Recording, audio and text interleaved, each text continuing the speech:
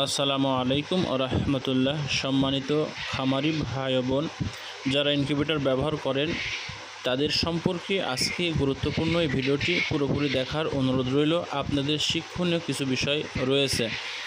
ইনকিউবেটরের গুরুত্বপূর্ণ একটি বিষয়, সেটা হচ্ছে পানি। পানি এত বেশি গুরুত্বপূর্ণ যেটা কল্পনা করা যায় না, যার জন্য পানিকে সঠিক মসৃণ যেভাবে রাখা দরকার সেই বিষয়ে কথা বলবো।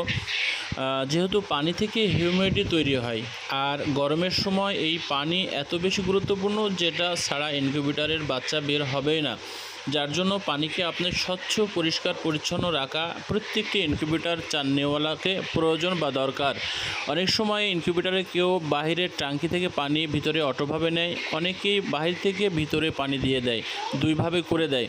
তো দুইভাবে এটা যেভাবে রাখা দরকার সেটা হচ্ছে, আপনারা পানি যখন দিয়ে রাখেন এই পানি ওইভাবে রেখে দেন।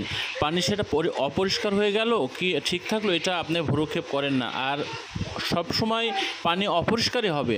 আপনি যখন হ্যাসারে বা স্যাটারে যেটাতে করেন না কেন, ওর ভিতরে যে ফ্যান সালেকশন বা যে ফ্যানটা ঘুরে এবং বাতাস যে সার্কুলেশন হয়, এই বাতাসের কারণে ডিমের শরীর থেকে বা বিভিন্ন ময়লা মাটি ভিতরে ঘোরাফেরা করে ওই পানির মধ্যে পড়ে যায়। এবং যখন বাচ্চা বের হয়, বাচ্চার শরীর থেকে বা যে ছোট ছোট সাদা পশমগুলো বা ময়লাগুলো বের হয়, এগুলো পানির মধ্যে স্তূপভাবে পড়ে সেইটাকে গাঢ় করে ফেলে। আর পানি যত স্বচ্ছ থাকবে, পাতলা থাকবে, ওখান থেকে হিউমিডিটিটা তত দ্রুত বের হবে। কিন্তু যখন পানির মধ্যে ময়লা পড়ে যাবে, এটা মোটা হয়ে যায় এবং অপরিষ্কার কারণে ওইখান থেকে হিউমিডিটিটা তেমনভাবে উঠতে চায় না, যেভাবে ওঠার দরকার তার 0.5% ওঠে না। তাছাড়াও এর ভিতরে যেহেতু ফগ থাকে, ওই পানিটা অপরিষ্কার, পানির ওপরে যে ময়লা আবর্জনা পড়ে যায়, এই কারণে ফগটাও নষ্ট হয়ে যায়।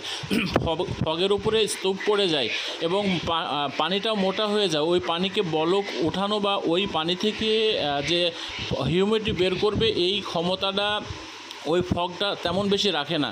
কারণ ওই ফগটা যত স্বচ্ছ পানি হবে, ফগ থেকে হিউমিডিটিটা তত দ্রুত ছড়াতে পারবে। যার কারণে দুই দিক থেকে আপনারা ভালো, একটা ফগকে সুরক্ষা রাখবে, আরেকদিকে পানি স্বচ্ছ পরিষ্কার পাতলা থাকার কারণে ওইখান থেকে হিউমিডিটিটা দ্রুত চারদিকে ছড়িয়ে যাবে। বিধায় আপনাদের যে পানি ভিতরে পানি দেন, এই পানিটা সবসময় খেয়াল রাখবেন, এটা অপরিষ্কার হওয়ার সঙ্গে সঙ্গে চেঞ্জ করে দেবেন। বাইরে যাদের ট্যাঙ্কি বসানো থাকে বা বাইরে যে আমার যেটা দেখতেছেন, এটাও পানি কিন্তু আমি পরিষ্কার করে দিই। এইখান থেকে তো পানি ভিতরে প্রবেশ করবে, এটাও পরিষ্কার করতে হবে, ভিতরেটাও পরিষ্কার করতে হবে। বাইরের ট্যাঙ্কিটা তেমনভাবে, বাইরের ট্যাঙ্কি যেটা বসানো থাকে, এই পানিটা তেমনভাবে অপরিষ্কার হয় না, কারণ এটা স্বচ্ছভাবে এভাবে থাকে, ঢাকনা দিয়ে থাকে। ভিতরেরটা তো খোলামেলা থাকে, ভিতরের আবর্জনা তো ওই পানির মধ্যে